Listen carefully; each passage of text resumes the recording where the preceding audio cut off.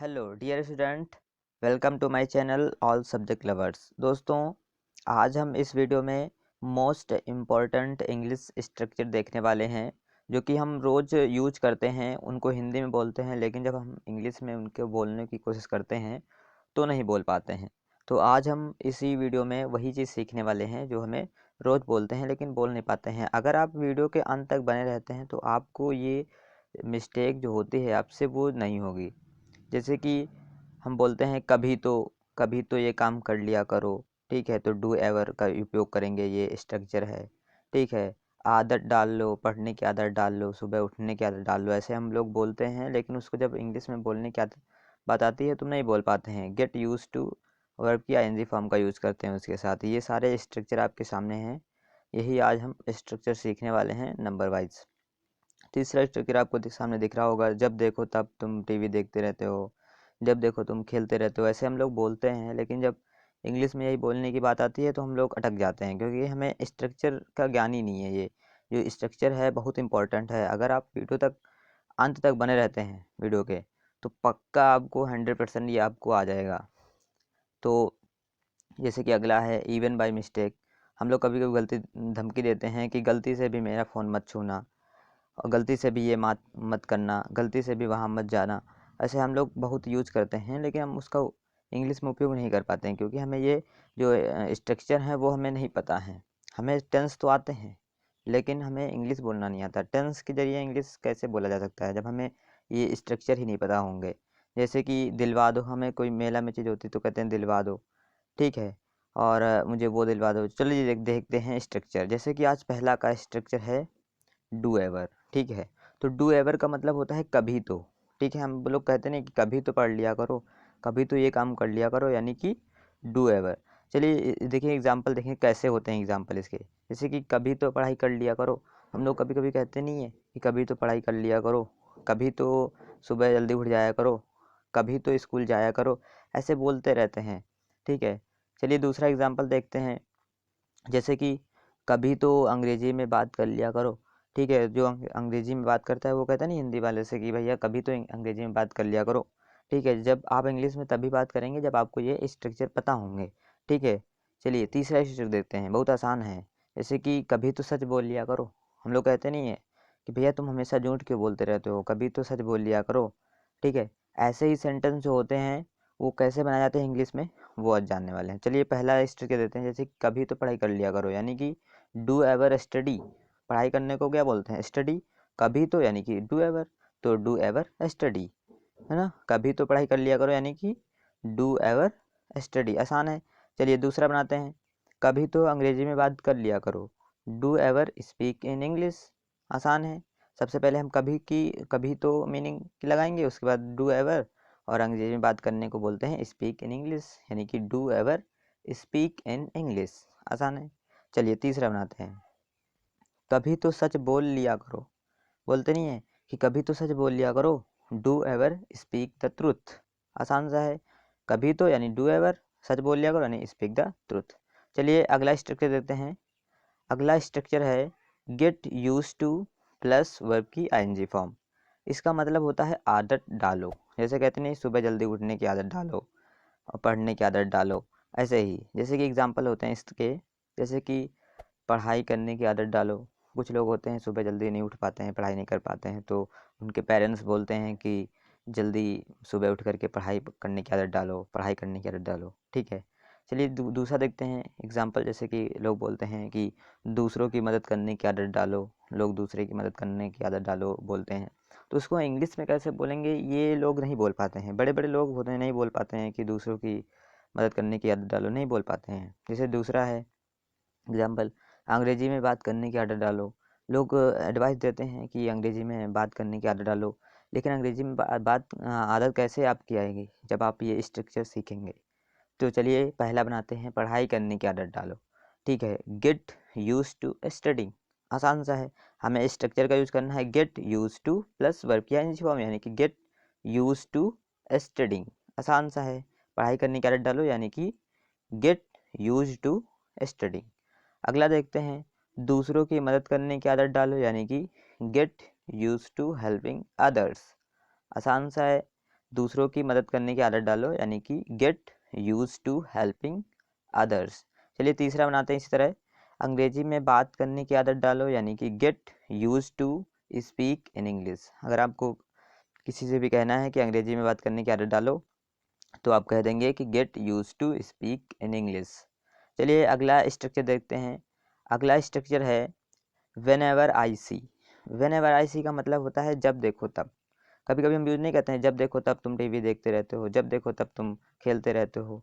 तो यही हम देखने वाले हैं इसमें। देखिए जैसे इसका एग्जाम्पल जैसे है कि जब देखो तब वह बातें करता रहता है। हम लोग यूज़ करते हैं जब स्कूल में होते हैं, कॉलेज में होते हैं, या फिर ऐसे घर पे ही होते हैं तो बोलते हैं कि जब देखो तब वह सोता रहता है, जब देखो तब वह बातें करता रहता है। ठीक है, चलिए दूसरा एग्जांपल देखते हैं, जैसे कि जब देखो तब वह टीवी देखता रहता है। हम बोलते नहीं हैं कि जब देखो तब वह टीवी देखता रहता है, जब देखो तुम टीवी देखते रहते हो, ऐसे हम लोग एग्जाम्पल बोलते हैं। ठीक है, तो आज हम यही बनाएंगे। चलिए तीसरा देखेंगे एग्जाम्पल। तीसरा एग्जाम्पल कैसे हम बोल सकते हैं, जैसे कि जब देखो तब वह क्रिकेट खेलता रहता है, जब देखो तब वह घूमता रहता है ना। ऐसे हम लोग रोज़ बोलते हैं, लेकिन इसको इंग्लिश में नहीं बोल पाते हैं। बस यही प्रॉब्लम है, जिसको हम इस वीडियो में बिल्कुल ख़त्म कर देंगे। जैसे कि इसका पहला बनाएंगे, जब देखो तब वह बातें करता रहता है। Whenever I see he keeps talking. आसान सा है। पहले हम स्ट्रक्चर का यूज़ करेंगे, whenever I see he keeps talking. Keeps का उपयोग इसलिए किया गया क्योंकि काम हो रहा है कोई। ठीक है, चलिए दूसरा बनाते हैं, जैसे कि जब देखो तब वह टीवी देखता रहता है। Whenever I see he keeps watching TV. आसान सा है, जब देखो तब वह टीवी देखता रहता है, यानी कि whenever I see he keeps watching TV. अगला बनाते हैं, जैसे कि जब देखो तब वह क्रिकेट खेलता रहता है, तो whenever I see he keeps playing cricket. आसान सा है, पहले हम स्ट्रक्चर का उपयोग करेंगे, उसके बाद ही कीप्स प्लेइंग क्रिकेट का उपयोग करेंगे। आसान है। चलिए अगला स्ट्रक्चर देते हैं। अगला स्ट्रक्चर है इवन बाय मिस्टेक। अब इवन बाय मिस्टेक का मतलब क्या होता है, यानी गलती से भी। कभी कभी हम धमकी नहीं देते हैं कि भाई गलती से भी मेरा फ़ोन मत छूना, गलती से भी वहाँ मत जाना। तो ऐसे चलिए देखते हैं एग्जांपल, जैसे इसके कैसे कैसे कैसे होते हैं। जैसे गलती से भी मेरा फ़ोन मत छूना, गलती से भी वहाँ मत जाना, गलती से भी ये मत खाना। तो लोग ऐसे बोलते नहीं है, तो हमको इंग्लिश में इसको कैसे बोलना है, जैसे कि इवन बाय मिस्टेक करके। ठीक है, चलिए इसका दूसरा एग्जाम्पल देख लेते हैं इसी जल्दी जल्दी से।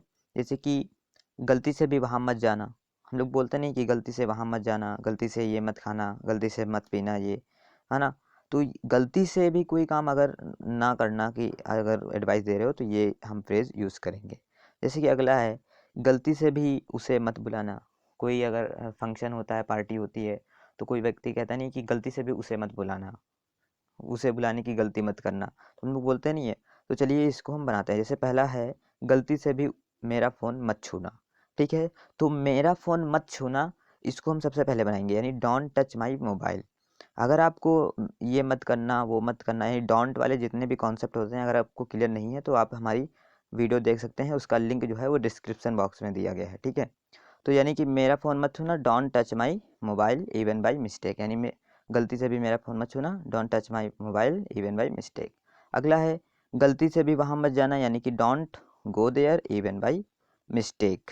ठीक है, गलती से भी वहाँ मत जाना, यानी कि don't go there even by mistake. अगला स्ट्रक्चर जैसे कि है, गलती से भी उसे मत बुलाना। ठीक है, तो डोंट कॉल हिम। अगर लड़का है तो हिम, और अगर लड़की है तो हर बोलेंगे ना, यानी कि don't call him even by mistake. आसान सा है कि कोई अगर गलती से काम करने जा रहे हो, तो उसके लिए यूज होता है। अगला स्ट्रक्चर आपके सामने है, जैसे कि gate plus objective case plus object. यहाँ पर ये ऑब्जेक्टिव केस क्या है, गेट के बगल में। देखिए, गेट के बाद ऑब्जेक्टिव केस वो होता है, जैसे सब्जेक्ट का ऑब्जेक्टिव केस होता है। जैसे आई का होता है मी, है ना, और दे का होता है देम, है ना, और वी का होता है अस। ऐसे ही ऑब्जेक्टिव केस होते हैं, और इसका इस फ्रेज का मतलब होता है दिलवा दो। चलिए हम इस आपको बता देते हैं कि ऑब्जेक्टिव केस कैसे होते हैं। जैसे कि आई का ऑब्जेक्टिव केस होता है मी, है ना, और दे का होता है देम, सी का ऑब्जेक्टिव केस हर, है ना, और ही का हिम, यू का यू ही ऑब्जेक्टिव केस होता है, क्योंकि यू सब्जेक्टिव भी है और ऑब्जेक्टिव भी है। ठीक है, तो इसको हम ऑब्जेक्टिव के रूप में भी उपयोग कर सकते हैं, और सब्जेक्ट के रूप में भी।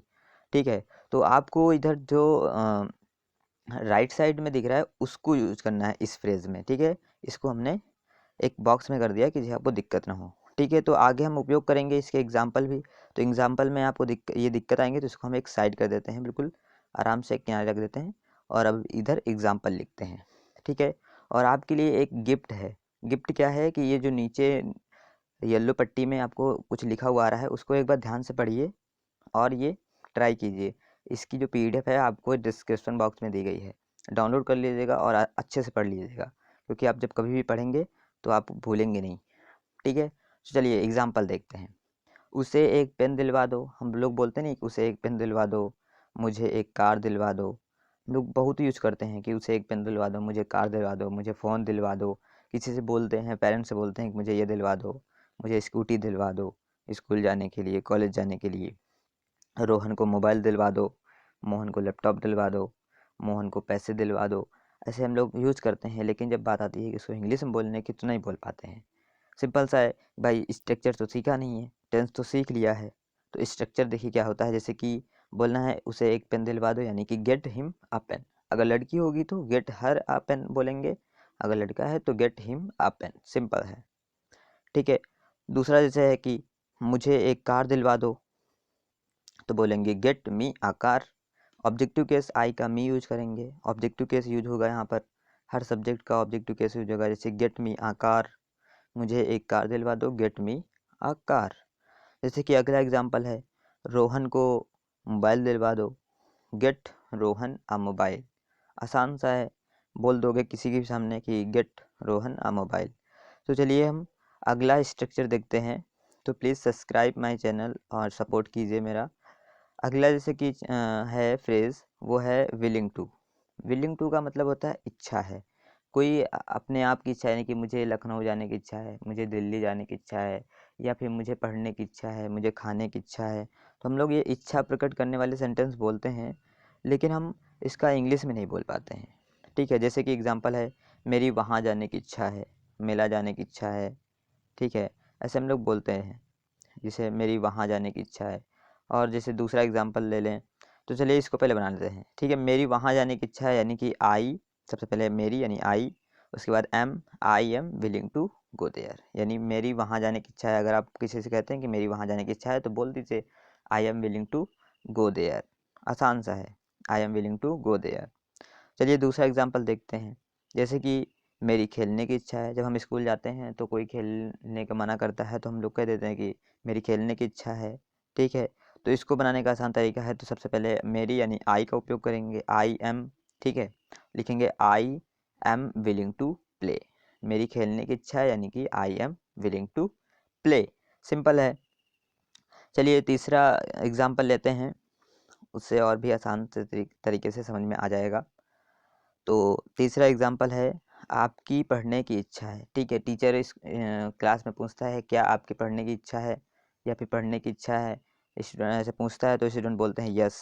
कुछ स्टूडेंट्स होते हैं उसमें नो बोल देते हैं, पता नहीं क्यों, बट हमें तो यस ही बोलना है, क्योंकि हमें पढ़ना है। ठीक है। तो आपकी पढ़ने की इच्छा है, तो बोलेंगे, टीचर बोलेंगे you are willing to read. आपकी पढ़ने की इच्छा है, you are willing to read. Simple है। तो आशा है आपको ये वीडियो समझ में आई होगी। अगर आपको समझ में आई है तो वीडियो को लाइक कीजिए, चैनल को सब्सक्राइब कीजिए और दोस्तों को भी शेयर कीजिए। सूचना है कि प्यारे मित्रों एवं विद्यार्थी, अगर आपको वीडियो पसंद आई है तो प्लीज़ लाइक कीजिए। अगर आप चैनल पे नए हैं, पहली बार आए हैं, तो चैनल को सब्सक्राइब कर लीजिए, क्योंकि इस तरह की नॉलेजेबल वीडियो मैं लाता रहता हूँ। Thank for watching. मिलते हैं ऐसे ही नए शानदार वीडियो के साथ।